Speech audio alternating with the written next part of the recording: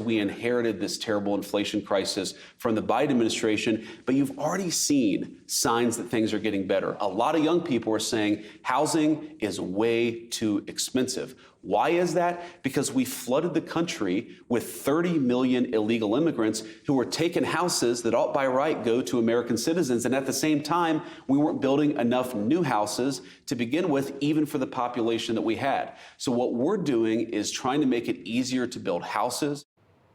Vice President J.D. Vance on with Sean Hannity last night.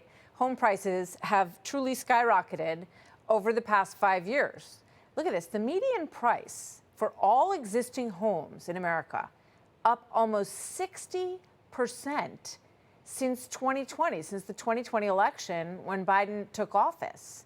Now, the same goes for single-family homes, condos, up 45%. You see these numbers across the board. I mean, that isn't, nothing else in the economy has gone up as much as housing over the past several years. Those numbers come from the National Association of Realtors. Here's JP Morgan Chase CEO Jamie Dimon last week. When you graduate, whether it's high school or community college or college, the skills, and you need the skills to get the job. You know, it's not enough anymore to say I can work hard. You know, in the old days, you know, if you can be in 10th grade, go get a factory in Detroit, and if you worked hard, you know, eventually you could afford a family, a home, a car, and you know that may not be true anymore. So all of this is about the big theme of affordability in America. Now that means different things to conservatives and liberals.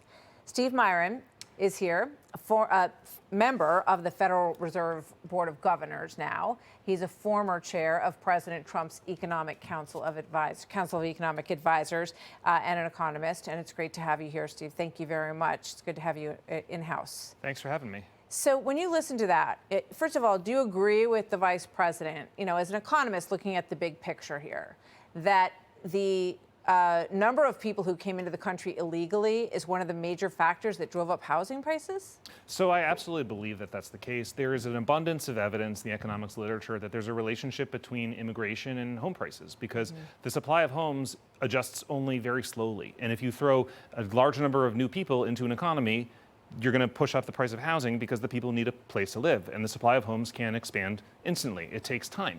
And the opposite is true, by the way. If you look at countries with shrinking population like Japan, they had years worth of housing-driven deflation because they had too many houses because the population was declining. And so it's of course, it makes perfect economic sense, and there's a lot of evidence that this is the case. Hi, everyone. I'm Brian Kilmeade. I want you to do me a favor. I want you to click to subscribe to the Fox News YouTube page. This is the only way that I know for sure that you're not going to miss any great commentary, any great news bites, any great interviews coming your way on Fox. You can get it all here on YouTube. So subscribe right now.